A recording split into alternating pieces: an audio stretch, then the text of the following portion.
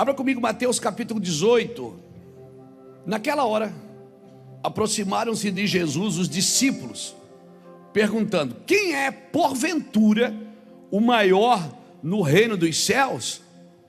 E Jesus, chamando uma criança, colocou-a no meio deles e disse: em verdade vos digo que, se não vos converterdes e não vos tornardes como criança, de modo algum entrareis no reino dos céus.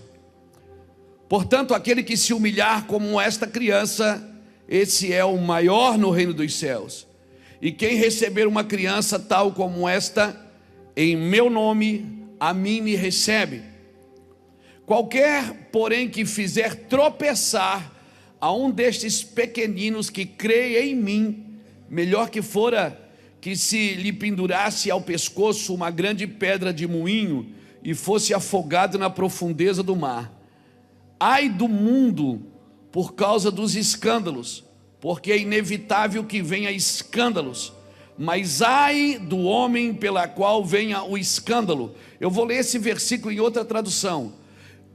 Quanto sofrimento haverá no mundo por causa das tentações para o pecado, ainda que elas sejam inevitáveis, aquele que as provoca terá sofrimento ainda maior.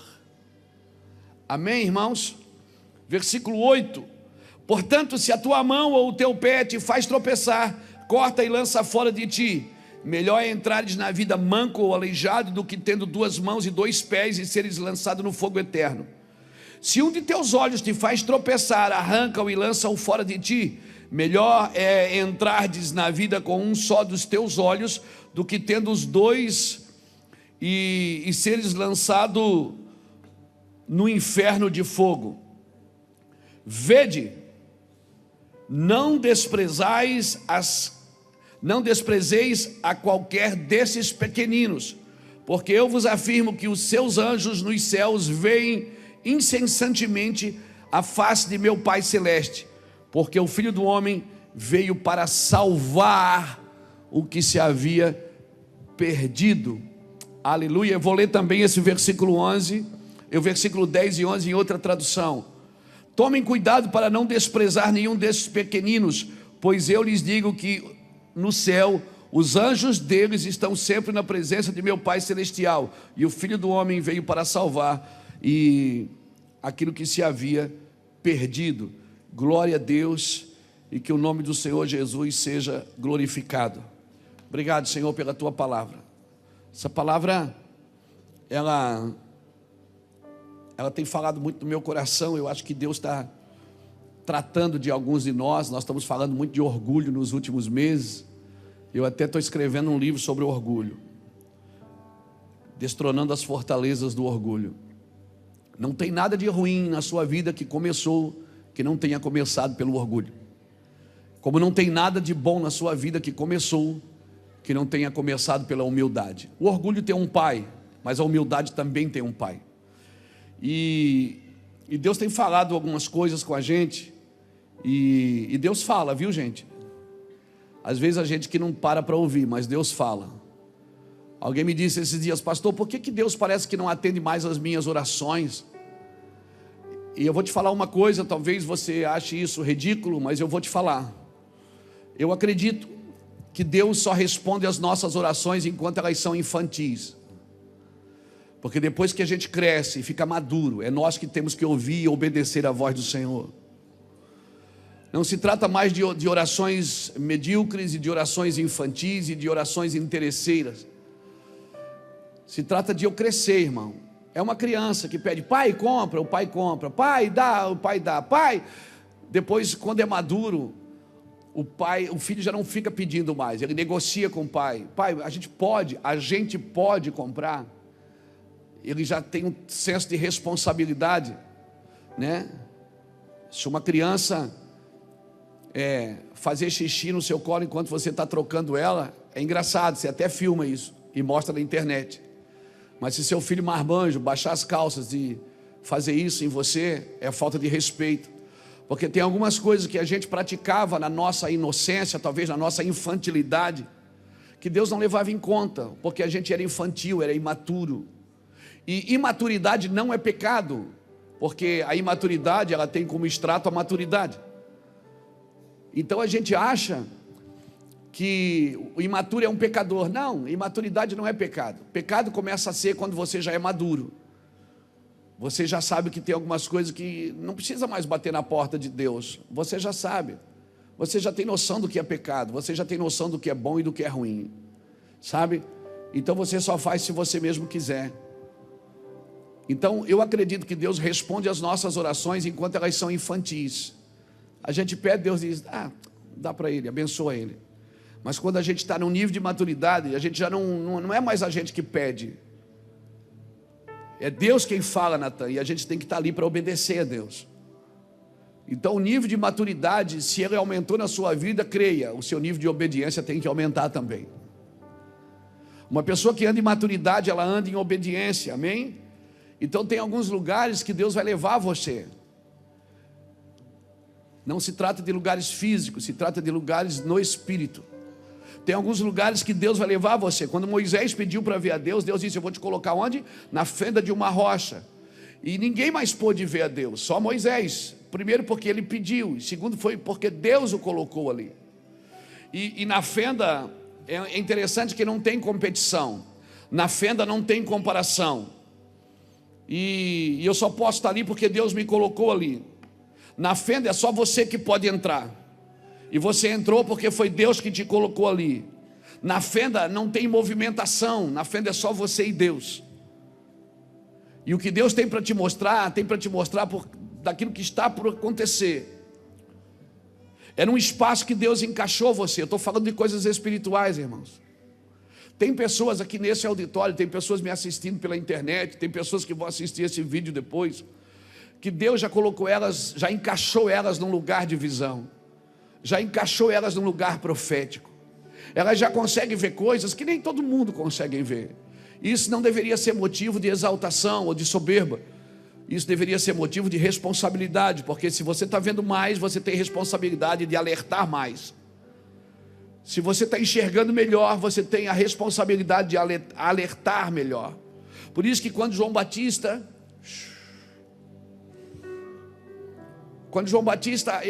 quanto mais ele mergulhava em Deus, mais ele se afastava da estrutura religiosa que havia em Jerusalém. Por quê? Porque aquela estrutura religiosa, ela já não representava mais a presença de Deus. Então tem um lugar que Deus te coloca, e pasmem, é só você que pode entrar, ninguém mais. E não adianta convidar os amigos, eles não podem ver isso. Não adianta. E o pior, e Deus te mostra. Aí você diz, eu vou sair, eu vou cuidar da minha vida. E Deus diz assim, não, você vai servir a estrutura religiosa.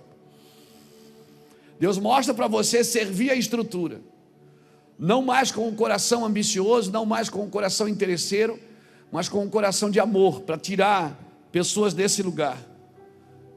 Desse paradigma religioso que às vezes a igreja do Senhor Jesus entra, irmãos.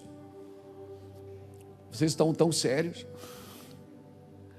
Sabe, esse lugar na fenda, ela vai gerar em você uma voz, e vai gerar em você um som. Eu tenho viajado o Brasil nos últimos dias pregando o Evangelho, e eu tenho visto uma coisa, até comentei com o Reuel, comentei com o Cris. Aonde eu vou, irmãos, tem sempre milhares de pessoas, mas uma coisa que me chama a atenção, eu estou sempre rodeado de criança. As crianças, esses dias agora estava em Mauá, uma criança trouxe uma oferta para mim dentro do envelope, uma criança, e me deu, eu abri, tinha R$10. O outro pegou umas moedinhas do bolso, assim, apóstolo, quero dar para o senhor. Eu digo, não, compra um pirulito para você. Ele diz, eu não gosto de pirulito. E as crianças vêm contar as coisas dela, como que está o dia dela. O menino aqui da igreja que eu estou, pastor, caiu mais um dente, ó. Ele está banguelinha, toda semana ele perde um.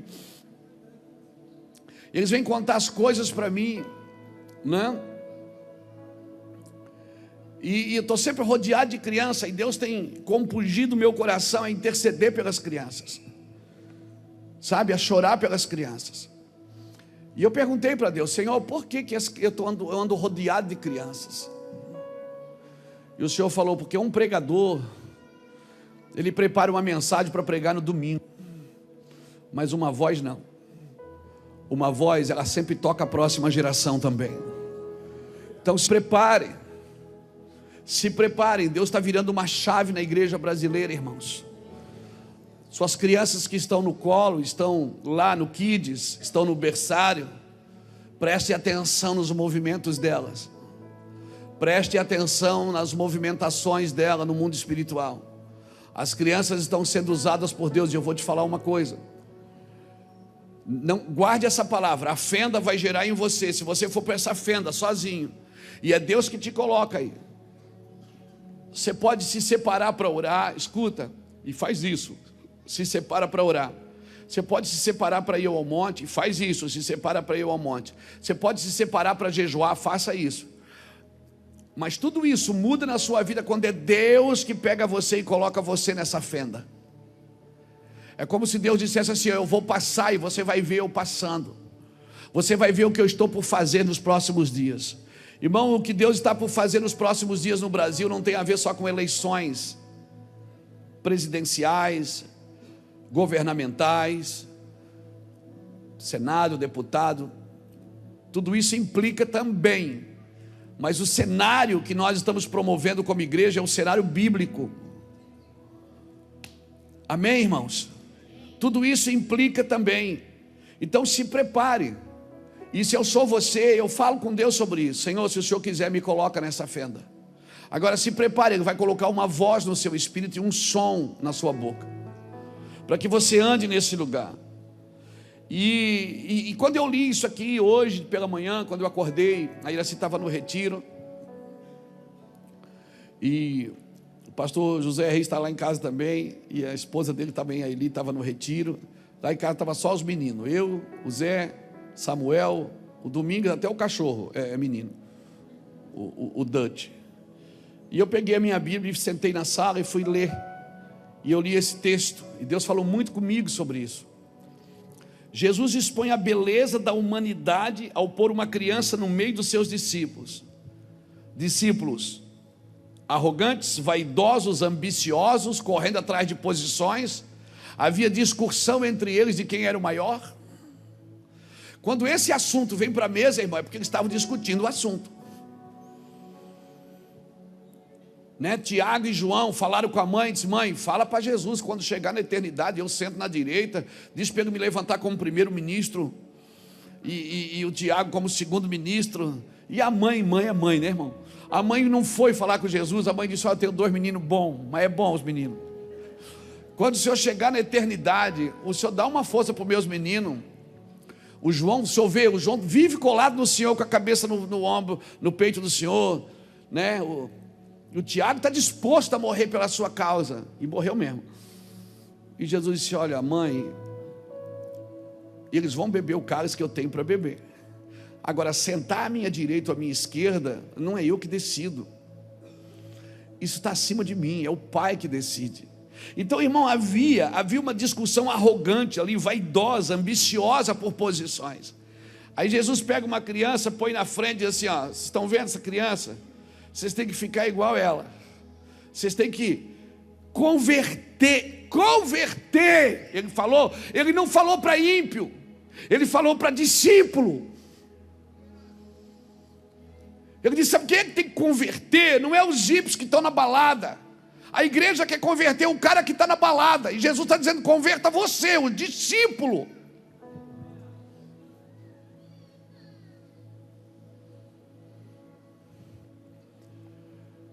O que Jesus fazia? As pessoas perguntam para a gente, a igreja de vocês trabalha com prostituta? Como é que vocês fazem com a prostituta? Não fizemos nada. E vocês trabalham com a ideologia de gênero, o que é que vocês fazem? Nada. E como é que vocês fazem com o pecado da imoralidade? O que é que vocês fazem? Nada. Fizemos a mesma coisa que Jesus fez nos seus dias? Nada. Agora todo aquele que quis, ele tirou da rua. Todo aquele que quis, ele libertou. Tem 2 ladrões do lado dele, um quis, o outro não. O que quis, ele conversou, prometeu, o outro ele nem esboçou um diálogo. Porque Deus ama a todos e morreu por todos, mas é para quem quer, irmão. A mensagem do evangelho libertador é para quem quer. Amém? Então a igreja não tem que se meter em coisa que não é para ela se meter. O que é que a igreja tem que fazer? Nada. Ela tem que amar. E ponto final. Mas se chegar 2 homens aqui de mão dada e vir congregar aqui na sua igreja, sentado ali, deixa. Então como é que vocês vão fazer? Nada. Mas pode na casa do Senhor. Irmão, se o Espírito Santo não convencê-los, sabe o que vai fazer os meninos soltar a mão? É o amor do evangelho. É o amor da pregação do evangelho. Nós queremos impedir quem... Jesus é o caminho, a igreja quer ser um pedágio. Quanto é que é para passar? R$4. A igreja quer ser um pedágio, ela decide quem pode e quem não pode. Nós já tivemos casos aqui, irmãos. E se entrar 2 mulheres de mão dada e ficar ali abraçando e beijando, deixa, irmão. Pior para elas. E você não vai fazer nada, eu vou amá-las. Esse é o meu trabalho. Você não vai... Às vezes, tem gente estranha que entra na igreja, os obreiros já ficam todos apavorados. Ai meu Deus, o sangue de Jesus tem poder. Meu Pai, o que é isso, Jesus? Pastor, se ouviu, vi. Você não vai fazer nada? Nada. Eu vou fazer exatamente o que Jesus fez. Nada.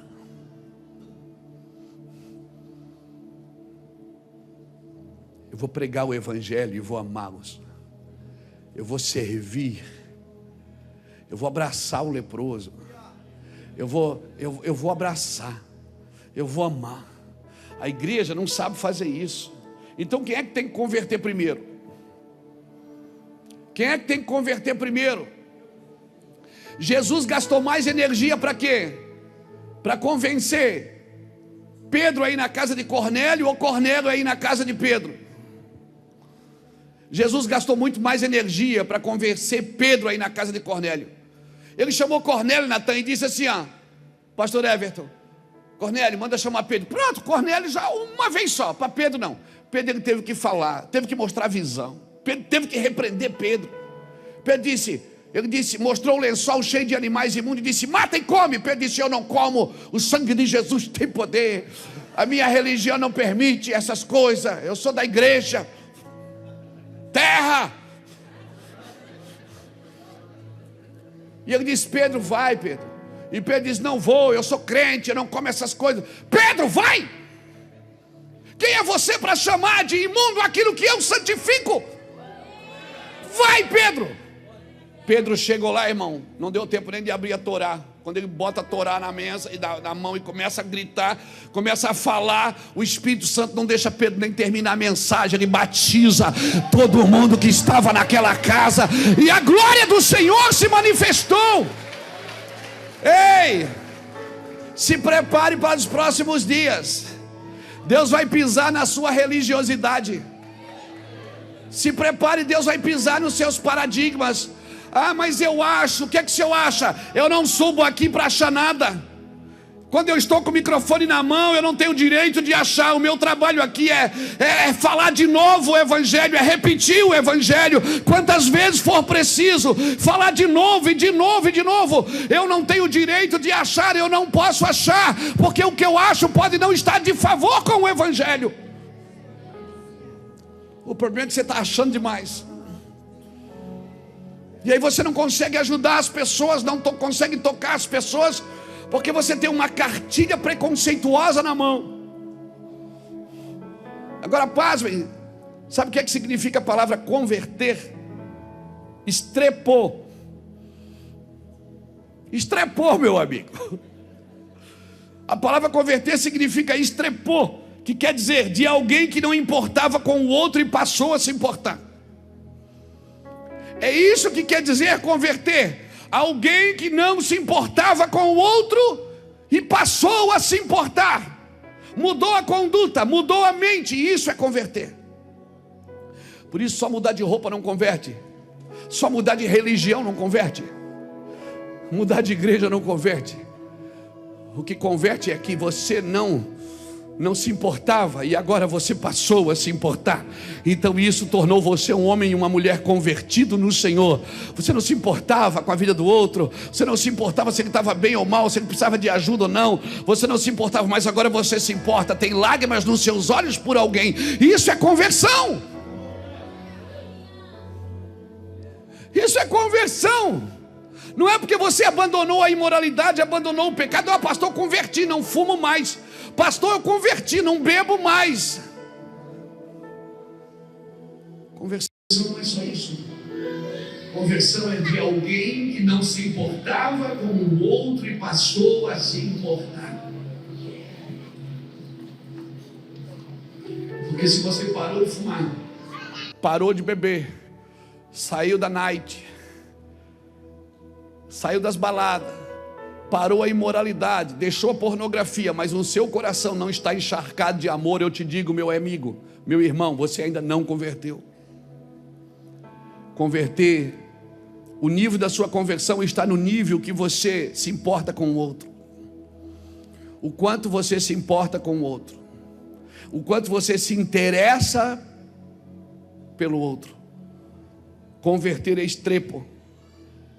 Ele disse, você tem que se converter e tornar-se como uma criança. A palavra se tornar vem da palavra ginomai, que quer dizer o quê, pastor Luiz? Quer dizer um negócio bem esquisito. Ela quer dizer vir à existência, aparecer na história, deixar um selo. Então o Senhor está dizendo o seguinte, eu tenho que me importar com a vida do outro, eu tenho que voltar, eu tenho que existir, porque daí sim a minha vida vai fazer sentido. Comece a se importar com a vida do outro para ver se a sua depressão não vai embora. Comece a se importar com a vida do outro, comece a repartir alimento, comece a repartir alegria, comece a compartilhar, para ver se você vai ver que essa depressão, porque não é sua, ver se ela não vai embora, ver se a tristeza não vai embora. Irmão, Jesus curava no sábado de propósito. Ele curava no sábado só para a religião ficar maluca, para mostrar a prioridade do cristianismo, que a prioridade não era um dia, era uma pessoa. Jesus é favorável ao que é concreto, por isso ele não ensinava só por teoria, mas pelo exemplo, pela prática de piedade e amor. Jesus não falava, ele fazia. E quando Teófilo está escrevendo em Atos, ele diz assim, agora eu vou passar a escrever tudo que Jesus fazia e ensinava. Jesus não falava, Jesus não era ortodoxo, ele era ortoprático. Ele praticava o que dizia. Ele praticava o que dizia. Irmãos, Jesus tocou sem nojo no leproso.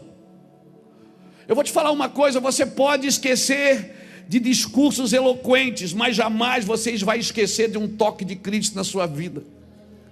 Você pode esquecer de uma mensagem que você ouviu, de um pregador que você ouviu, de uma igreja que você foi. Você pode esquecer de uma mensagem eloquente, mas de um toque de Cristo você nunca mais vai esquecer na sua vida. E evangelho é isso, evangelho é praticidade, evangelho tem que ser praticado, amém? O método de instrução de Jesus sempre foi o toque de amor, e não o discurso cansativo e repetitivo. Por isso quem não ama não é justo. Queremos praticar justiça sem amor, não funciona. A ideia de Cristo foi deixar imprimida uma imagem no subconsciente das pessoas, no subconsciente dos discípulos, e não somente palavra. Por isso que Jesus ensinava com um método mostrando imagem. Ele pegava uma rede e mostrava e dizia assim, o reino dos céus é semelhante a uma rede. Falava com o pescador. Se ele pregasse a um camponês, ele pegava uma semente e dizia, o reino dos céus é semelhante a uma semente. Ele sempre falava numa linguagem clara para que a pessoa entendesse e começasse a viver aquilo. Porque Jesus não é teórico, Jesus é prático. Amor sem prática, irmãos, não existe. Não existe amor sem toque. Não existe amor sem afeto, sem carícia. Deus disse haja e ageu e houve. Deus disse haja e haja luz e houve luz. Deus disse haja e houve. Mas o homem, ele não disse haja homem, ele disse façamos. Foi a única pessoa que Deus disse eu vou fazer. Ele não disse haja. Terra ele mandou. Árvore ele mandou a terra produzir. Peixe ele mandou a água produzir. Animal ele mandou a terra produzir. Mas homem ele não mandou ninguém produzir. Ele não terceirizou. Ele disse façamos o homem a nossa imagem, a nossa semelhança, domine ele sobre todas as coisas. Deus pegou o DNA dele, a essência dele, o caráter dele, a santidade dele, o amor dele, meu Deus, colocou tudo na gente. Mas às vezes parece que um cachorro entende mais de amor do que uma pessoa. Que você chuta ele e daqui a pouco você chega e ele volta.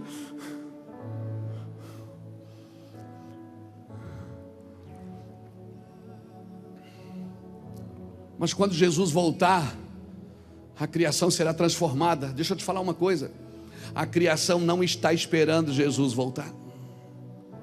Quem está esperando Jesus voltar é a igreja. A criação aguarda a manifestação dos filhos de Deus. Sabe o que a criação está esperando? A criação está esperando que alguém a ame como Cristo ama a igreja. A criação está esperando que alguém manifeste esse amor. A criação não está esperando Jesus voltar. A criação está esperando os filhos de Deus, que estão esperando Jesus voltar, se manifestarem em amor, se manifestarem em afeto. Amém? Amém, irmãos? A ideia de Cristo sempre foi essa, deixar uma imagem no subconsciente. E Jesus dá uma lição para os discípulos. Há uma discussão entre eles de quem é o maior. Ele pega uma criança e diz: olha aqui para essa criança, vocês não estão entendendo nada. Vocês não entenderam nada de quem é o maior. Aquele que não se converter, ou seja, não se importar. Você já viu briga de criança? Já assistiu briga de criança? Ela dura em média 5 minutos de raiva. Depois eles estão brincando junto. E estão tão bonzinhos, outro diz: brinca com o meu, brinca, pega. Porque eles resolvem rápido. O problema da briga das crianças é quando eles chamam os pais para resolver, porque os pais não sabem brigar.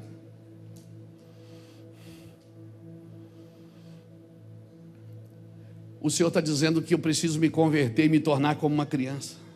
E quer saber? As piores questões da vida sempre estão relacionadas a problemas de relacionamento. As piores questões da vida sempre têm a ver com problema de relacionamento. Questões de relacionamento, elas precisam ser consertadas. E não precisa ser consertada com especulação, mas com praticidade, com toque, com amor. Alguém esses dias me perguntou qual é a melhor forma de tratar de um filho rebelde, ou um homem pecador, ou uma mulher pecadora. Eu sempre digo a mesma coisa: é com um toque de amor. Você não pode tratar ninguém sem toque de amor. Se você tirar o afeto da correção, você está perdido. Você vai perder sua casa, vai perder seu filho, você vai perder seu casamento, você vai perder sua vida. Porque a justiça, irmãos, eu vou repetir: a melhor forma de tratar de filho rebelde, de homem pecador, de mulher pecadora, é com toque de amor. Não existe relacionamento sem toque. Não existe, porque a justiça, ela escreve um curso de ação, mas o afeto escreve outro. E o afeto e o amor de Cristo, muitas vezes, ele tem que passar por cima da justiça dos homens. Por quê, pastor? Porque a justiça insiste que o erro deve ser punido, e é correto, o erro deve ser punido. Mas quando insiste que nós devemos punir sem voz de afeição, de amor, que diz que você tem que abandonar, que você tem que largar, que você tem que matar, eu vou te falar, essa não é a justiça de Deus. A justiça insiste em dizer que o erro tem que ser punido. Evidente, tem que ser punido, mas não sem um toque de afeto, não sem um toque de amor, porque o que transforma as pessoas não é a justiça, é o amor. Não adianta. Quando você insiste em punir qualquer que seja, sem a voz da afeição, primeiro, o que está sendo punido não vai ser curado, e o que está punindo não vai ser justo. Pegou? Se você tentar punir sem amor, o que está sendo punido não vai ser curado, e quem está punindo não vai ser justo. Porque nenhum homem pode ser justo sem amor. Porque Deus é amor. Você está me entendendo, meu irmão? Então você que estão estudando direito, por favor, estude direito. Você quer ser um juiz, um advogado, seja justo, mas não perca o afeto por causa da justiça. Jesus não deixou de aplicar justiça para ninguém por causa do seu amor, mas não deixou de amar ninguém por causa do seu pecado. Não deixou de amar ninguém. Irmão, por quê que você está falando isso, pastor? Porque Jesus estava tentando ensinar os discípulos que aquela criança inocente tinha mais justiça do que eles. E uma teologia que não produz resposta para o mundo caído, ela não pode ser de Cristo, irmão. Uma teologia que só prepara pessoas para sentar dentro de uma igreja, ela não pode ser de Cristo. Uma teologia que não prepara pessoas para viver em amor, viver em lágrimas, que Deus nos livre de viver um evangelho sem lágrimas, que Deus nos livre de viver um evangelho sem quebrantamento, que Deus nos livre de viver um evangelho sem perdão. Uma teologia que não produz resposta para dores do mundo, ela não aprendeu a manifestar o amor de Deus. Pastor, por quê? Irmão, a justiça convencional não gera temor, ela gera medo. A justiça convencional, ela não gera temor, ela gera medo.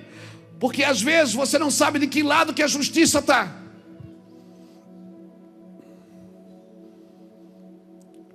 Por isso a igreja não pode ficar pendurada na justiça dos homens. A igreja precisa viver para praticar uma justiça ao próximo, pelo amor.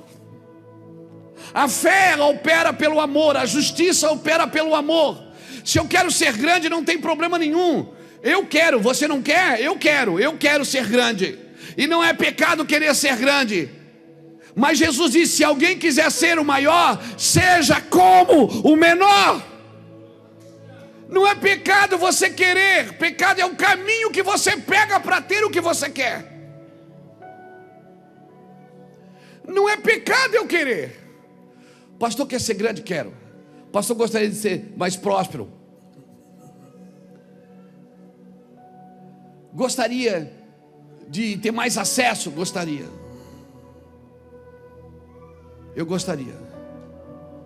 Para quê? Porque eu tenho uma causa, eu quero exercer a minha causa. E eu exerço, sem dinheiro ou com dinheiro, com fama ou sem fama. Eu sempre exerci. Quando não tinha avião, eu ia de bicicleta. Quando não tinha roupa bonita, eu ia que os outros me davam. Sempre fui.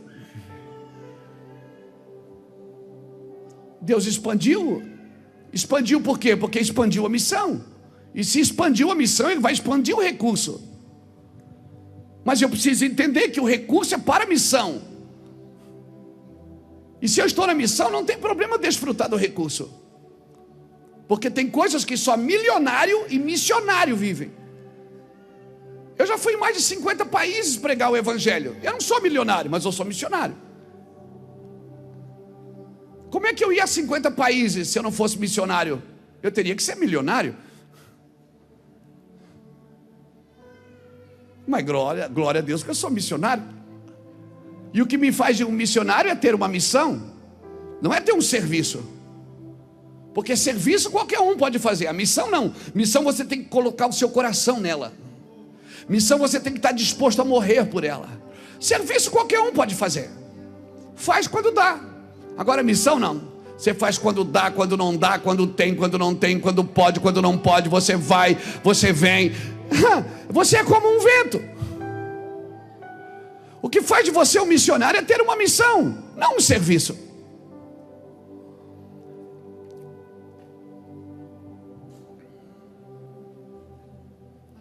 Que o Senhor nos livre de ser achado tentando praticar justiça sem amor. Mas eu queria te ensinar uma coisa aqui nessa noite, para nós, os crentes, os cristãos, os pseudos cristãos. Queria ensinar uma coisa para você, um critério infalível, por trás de toda consistência de juízo, deve ter uma consistência de princípio. É o princípio que governa todos os pensamentos de Jesus. Jesus era governado pela vontade de Deus. E eu vou te falar uma coisa: se você não guardar esse princípio, dificilmente você vai praticar a justiça corretamente. Irmãos, que princípio é esse, pastor? Que o amor é a única justiça real. Mas eu já fui tão desprezado por amar, tão frustrado por amar, já me decepcionei tanto por amar. Enquanto o amor não te decepcionar, enquanto o amor não te frustrar, enquanto o amor não deixar você triste, você ainda não conheceu o verdadeiro amor de Cristo. Todo mundo que ama vai ser decepcionado, porque amar é correr riscos, amar é acreditar sempre. Tudo sofre, tudo crê, tudo suporta, mas ele jamais acaba. O amor, ele não se comporta inconvenientemente. Jesus não veio para condenar, ele não veio para destruir a humanidade. Ele deixou claro, ele disse: eu vim para salvá-la. Não há problema de relacionamento humano, não há problema. Escuta o que eu vou te falar e pensa nisso antes. Quem sabe amanhã você vai ter que ligar para essa pessoa. Não há problema de relacionamento humano que não possa ser resolvido pelo amor. Alô? Eu vou repetir: não há problema de relacionamento humano que não possa ser resolvido por amor. Não há. Esse é o princípio necessário para a regulamentação de toda a sociedade. Porque nenhum outro princípio pode produzir paz que você está buscando. Nenhum outro princípio pode produzir prosperidade. Nenhum outro princípio, porque prosperidade está acima de ter dinheiro. Nenhum outro princípio pode produzir a vida da igreja na terra. É o princípio que rege o reino de Deus, é esse. O princípio é o amor. É o amor. E pastor, entre amar e produzir juízo e justiça, ame. Apenas ame. Mas é dura coisa me pediste, é duro. Quem falou que amar é fácil? Amar é correr risco. Você conhece alguém que corre risco mais do que Deus? Seu filho deixou a eternidade, deixou a glória, nasceu de uma virgem que estava para casar com um cara. Se vai nascer um menino, por que já não nasce numa família que estava casada, tudo certinho, tudo arrumadinho? É porque Deus gosta de correr riscos. Deus pega o 7º filho de uma casa que em pecado concebeu sua mãe e levanta aquele menino que a Bíblia chama de rei Davi. Deus pega o menino que Faraó queria matar e esconde na casa de Faraó, para Faraó criar o filho que ele mesmo queria matar. Esse Deus não tem juízo. Porque Deus corre risco por mim, mas será que eu estou disposto a correr risco por Ele? Será que eu estou disposto a correr risco pelo Senhor? O Senhor corre riscos por mim. O Deus que você serve, Ele não é convencional. É um Deus irado, mano. Ele é um Deus irado. Por quê? Porque Ele corre risco. Parece que Ele sempre pega a curva pior, o caminho mais difícil. Para quê? Para deixar claro que é Ele que está fazendo. Os exércitos que venceram as batalhas na Bíblia sempre foram os exércitos menores. E quando tinha muita gente, Ele dizia: manda os covardes embora, tem muita gente. Para deixar claro que quem vencia era Ele. Ele sempre usa os improváveis para fazer coisas impossíveis.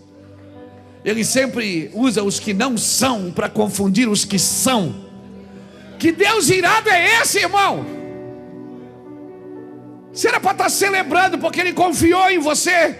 Os céus confiaram eternidade em você. Os céus confiaram em você, na sua palavra, na sua voz. Meu Deus. Irmão, eu olho para a parábola do filho pródigo. Essa história é fantástica, pastor Beto. Um filho obediente e o outro rebelde, contestador, individualista. Mas um era obediente. Parábola você encontra em Lucas capítulo 15, versículo 11. Depois você lê. O irmão mais velho, que representa a forma habitual de comportamento da sociedade, sempre fazendo tudo certinho, tudo arrumadinho. Você já viu, irmão, que tem gente que faz tudo certinho e Deus sempre aproxima dele alguém todo erradinho? Porque ele é todo certinho e ele tem orgulho daquilo. Aí Deus diz: espera aí que eu vou te pegar. Aí ele pega um mal acabado e bota perto de você. Você é todo organizado, todo certinho, tudo dobradinho, tudo arrumadinho, tudo bonitinho, quase no toque. E aí Deus pega deixa a vida me levar, a vida leva eu. E você diz: cara, eu não aguento mais esse cara. E ele está toda hora te beijando, te abraçando. E na realidade, irmão, quem está sendo tratado é você. Porque as pessoas que você não consegue transformar são elas que transformam você. Deus aproximou elas de você e você fica dizendo assim: meu Deus, que luta. Meu Deus, quando é que eu vou me livrar desse karma? Isso não é um karma, irmão, é uma bênção na sua vida. Porque essa pessoa está te empurrando para a cruz, está te ensinando a viver princípios. Aleluia. Lembrou de umas 3 agora, não foi? Eu estou vendo daqui, vocês lembraram de alguém. Você está rindo? Você lembrou de alguém, meu irmão. Esse irmão mais velho que representa a forma habitual de comportamento da sociedade, que não tem dúvida acerca do que deve ser feito. Porque quando o irmão volta, ele se ofende com a rebeldia do irmão. Tem gente que se ofende com a rebeldia do outro.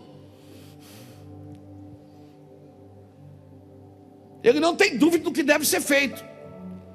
Ele se ofendeu pelo rebelde desonrado ter voltado para casa. Não cabe na cabeça dele que o pai está recebendo ele de volta. Isso não, meu senhor está doido, pai. Esse cara aí gastou tudo que o senhor tinha, botou tudo fora. E o pai disse: meu filho, o pai tentando convencer ele: meu filho, ele voltou, você não está entendendo. Não, é pai, ele pegou o dinheiro, gastou o dinheiro, isso é um vagabundo. E o pai disse: eu sei, mas ele voltou para casa. Tem gente que tem dificuldade de celebrar, irmão, pela volta de alguém. Ele quer punir. Não, voltou, né? Mas agora é assim, tem que ser assim. Cala sua boca. Vá cuidar da sua vida. A primeira revelação que você tem que ter de Deus é que Ele não é homem, Ele não pensa como você, e Ele não tem um padrão de julgamento como o seu. O padrão de Deus é o amor. Não, esse menino não pode voltar, pai. É melhor ele ficar nas margens. É melhor ele ficar lá escondendo a sua vergonha. O que é que os vizinhos vão dizer se ver ele aqui em casa de novo?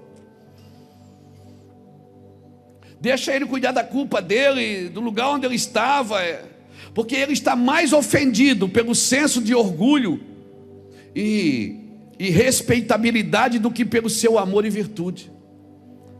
Ele não consegue achar amor dentro dele pelo irmão que voltou.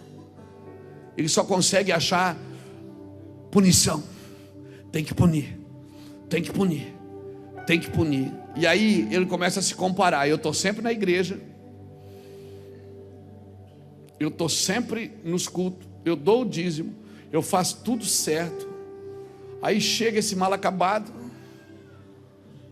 o pastor já chama ele lá na frente, abençoa, ora por ele, a igreja celebra. Nunca celebraram para mim.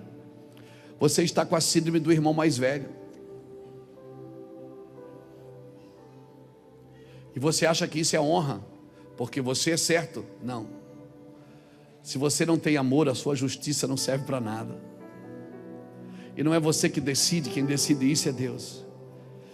Irmãos, e o pior, ele atribuiu sua raiva ciumenta a uma ilusão de imoralidade. Porque esse seu irmão, esse seu filho, ele disse, ele não chama nem de irmão, ele disse, esse teu filho. Esse teu filho gastou com as meretrizes. Esse teu filho botou tudo fora. Esse tem sido o modo habitual de proceder de uma sociedade que quer punir todo mundo. Sabe o que é que falta para nós, irmãos? É entender o amor de Deus.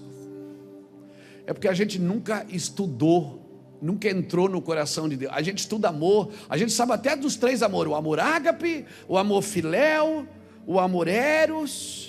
A gente romanceia quando se fala de amor, mas nós não conhecemos o verdadeiro amor de Cristo. Meu irmão, quando nós tivermos um encontro real com o verdadeiro amor de Cristo, nós estamos sempre tentando identificar o joio. É joio. Ó, tem joio ali. E não só identificar, a gente quer arrancar o joio. A gente está sempre tentando identificar o joio, e não basta só identificar, a gente quer arrancar o joio do meio. Aí Jesus diz o quê? Que ele precisa crescer junto. Diga para o irmão que está do seu lado: para mim não importa se você é trigo ou joio. Diga para ele: você tem que crescer junto comigo, e eu estou disposto a crescer junto contigo. Amém? Para mim não importa se você é trigo ou joio. Sabe por quê? Nós queremos uma segurança ambiental. Nós queremos uma igreja perfeita para mostrar na internet. Uma igreja sem problema, uma igreja sem distúrbio, sem pecado. Deixa eu te falar uma coisa, aqui é família de Deus, amém? E família tem BO. Tem fofoca, fala mal um do outro, é uma vergonha, família. Um fala mal do outro, fala mal do primo que casou com a outra, que deixou aquela e deixou não sei o quê. Quando se encontra na festa: ai, primo, falso. Família é assim, irmão, tem BO. Amém? Família tem BO. A gente pede dinheiro para membro da família, não paga. Aí bota na justiça. Daqui na festa de Natal está tudo junto de novo. Como é precioso, irmão. Aqui é família de Deus. Igreja é família de Deus. Não vai ter igreja perfeita. Quando você achar uma igreja perfeita, não entra nela para não estragar. Não entra. Porque isso é igreja. Aqui todo mundo é ex alguma coisa. Eu estou vendo uns ex aqui das antigas. Eu conheço vocês. A gente já se viu pela aí. Todo mundo está tentando lutar para ficar parecido com Cristo, irmão. E é um tal de um querer identificar o outro. A gente está procurando joio, ó. Ai, tem joio aí no meio, tem que cuidar, tem que tirar. Deus disse que o joio tem que crescer junto. Queremos circular somente no meio do trigo, mas sem joio não tem desenvolvimento, não tem amor, não tem justiça, e não tem perseverança, e não tem formação de caráter. Porque o meu amor, ele é manifestado quando tem BO, quando tem problema, quando tem dificuldade. E enquanto eu não aprender a amar, Deus vai criar um BO atrás do outro. E você acha que é o diabo, e é Deus. Deus está criando BO para você aprender a amar. E você, o diabo se levantou e disse: não é o diabo não, é eu. Quem cria meus filhos sou eu, não é o diabo. Deus está nos ensinando, irmãos. Se eu tirar o joio do meio, não tem mais perseverança. Se eu tirar o joio, não tem mais amor, não tem mais formação. Irmão, aquele irmão mais novo, o que é que ele fez? Ele praticou loucura, rebeldia, imoralidades. Meu Deus, ele já tinha sido punido, irmãos. Olha aqui para mim, querido. ele já tinha sido punido. Ele estava tentando chegar no curral, ele estava tentando pegar a lavagem do porco e comer, e ninguém deixava. Ele já tinha sido punido pela sua miséria. Mas mesmo assim, nós queremos punir com o chicote do desprezo. Porque é nós que decidimos como igreja quem é bom e quem é ruim. Tem gente que a vida já deu tanta lambada, irmão. Tem gente que já sofreu tanto na mão de Satanás, que quando vem para a igreja espera receber um pouco de colo, de amor, e tudo que recebe é o chicote do desprezo. Tem gente ruim, mas até o ruim, irmão, até aquele que não se permite ser amado, até o ruim, eu preciso tocá-lo. Eu preciso tocá-lo. Ele já tinha sido flagelado no deserto da desgraça e da vergonha. Hoje Deus falava comigo isso na mesa. Enquanto eu tomava um café, eu tomei umas 4, 5 xícaras de café. E Deus falava e eu fui escrevendo e fui preparando isso para dizer para vocês. E sabe o que eu aprendo aqui? Que quaisquer que seja o pecado do filho arruinado, quaisquer que seja, havia ainda dentro do coração daquele filho arruinado, um amor pelo pai. Porque quando ele estava tentando comer e ninguém dava, ele pensou na única pessoa que amou ele. Irmãos, ele pensou na única pessoa que amou ele. Ele não pensou no irmão mais velho. Ele pensou, poxa, na casa do meu pai até os empregados comem bem. Meu pai me tratava com tanta honra.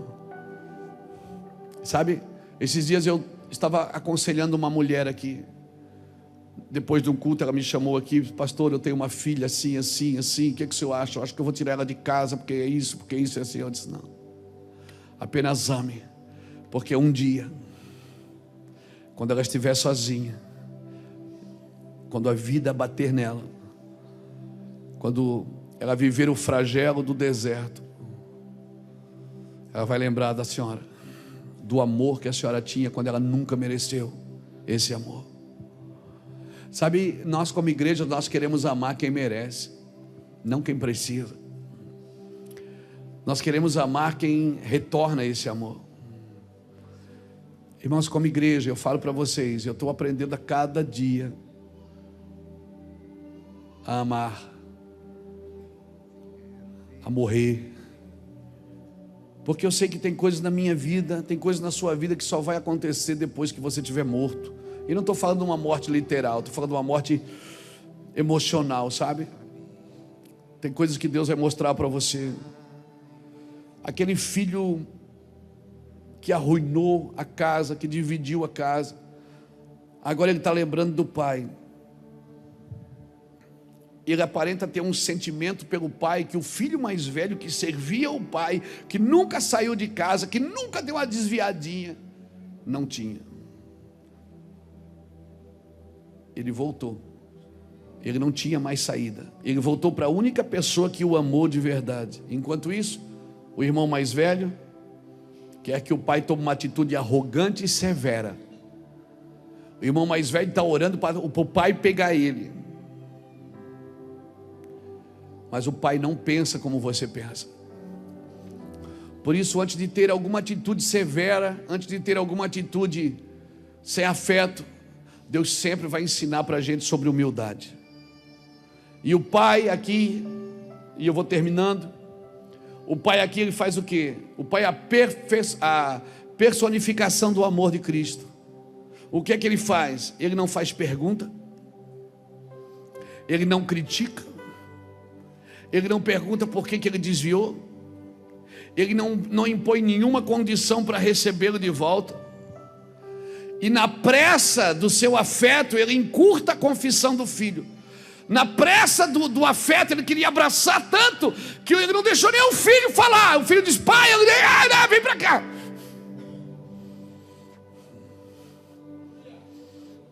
Esse é o Deus que eu sirvo. Eu não conheço outro. E esse é o Deus que eu tenho para oferecer para você. O Deus que, por causa do seu amor, encurta até a minha confissão. E ele começa a olhar para trás, com o filho abraçado aqui, ele já olha para o outro e diz: pega o sapato, o anel, aquele boi, mata. Chama os meninos para tocar. E faz uma festa de celebração. E o pior, que me mata, que me deixa sem entender esse precioso amor, que ele recebe aquele filho como se ele tivesse voltado para casa com dignidade e triunfo. Mas não, ele voltou para casa com culpa e vergonha. Ele não voltou com triunfo, ele não voltou com dignidade. E o pai recebe ele como se ele tivesse vencido na vida e não perdido na vida. É assim que teu pai te recebe aqui hoje, como alguém que venceu na vida, não que perdeu na vida. Deus não quer ouvir, Ele só quer que você saiba: eu te amo, eu te amo. E às vezes, irmãos, ainda bem que quando aquele filho voltou para casa, não era o irmão mais velho que estava na porteira esperando. Porque se fosse o irmão mais velho, ele ia dizer: o que é que você quer aqui? Já não chega o que você fez, a vergonha que fez a igreja passar, já não chega o que você fez, vai-te embora daqui. Ainda bem que foi o pai que o recebeu na porta. Ainda bem. Eu quero acreditar que o pai, sabendo o filho que tinha em casa, disse: eu vou ficar aqui na porta, que se meu filho volta e pega o irmão aqui mais velho, ele não volta nunca mais. Por isso que é tão importante o trabalho dos irmãos da porta, o trabalho dos irmãos do estacionamento, o trabalho dos irmãos, porque quem não sabe receber com amor não pode receber. Quem não pode ensinar com amor não pode ensinar. Quem não pode pastorear com amor não pode pastorear. Quem não pode fazer com amor não pode fazer. Amém? E aí, para terminar, para a gente ir embora feliz, cheio do Espírito de Deus. O filho arrependido está agora sentado na mesa, abraçado com o pai, chorando porque foi aceito, enquanto o filho respeitável permanece do lado de fora, na escuridão que ele mesmo criou. Ele está lá fora, e o pai diz: entra, meu filho. Não vai entrar nessa festa aí, isso é uma vergonha, isso é uma vergonha. Eu vou te falar, aquilo que você pensa ser vergonha, para Deus, a escuridão de um espírito severo. Quantas pessoas estão assim sentadas nas igrejas, irmãos, vivendo essa escuridão de um espírito severo, um temperamento vazio, sem amor, que todo homem que quer ser mais espiritual do que Deus vai passar. Tem homens que querem ser mais justos do que Deus. Essa história, sabe como é que ela foi considerada por alguns fariseus? Como uma história imoral. Essa história, muitos fariseus não podiam entender o que Jesus estava tentando dizer. Eles viram como uma história imoral, e certamente ela será considerada imoral por toda pessoa que compartilha da mesma virtude, fria e mecânica, que não tem amor no seu espírito.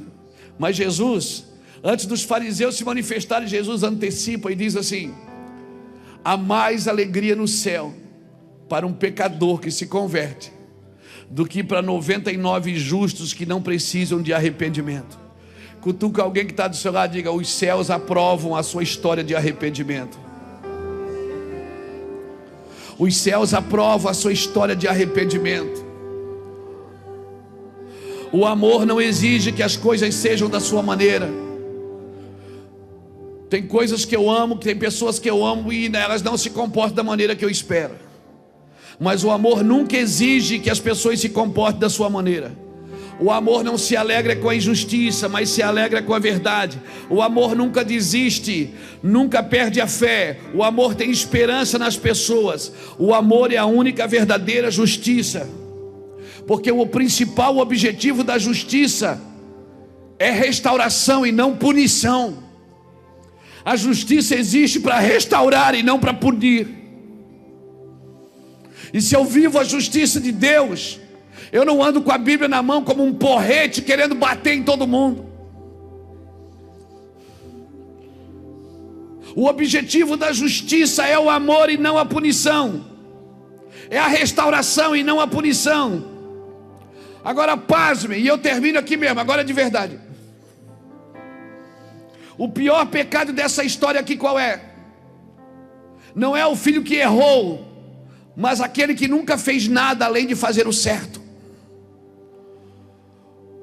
O pior pecador dessa história aqui não é o filho que gastou tudo, que botou tudo fora, que quase botou em risco a vergonha do pai, não. A pior história aqui, o pior pecado dessa história não é o filho que errou, mas aquele que nunca fez nada além de fazer o que é certo. Quem não ama não pode ser justo. E eu sei que você está aqui hoje. Jesus te pega pela mão hoje e te diz uma coisa: a minha justiça é te restaurar e não te punir. A minha justiça é te amar e não te punir. E eu quero orar por você.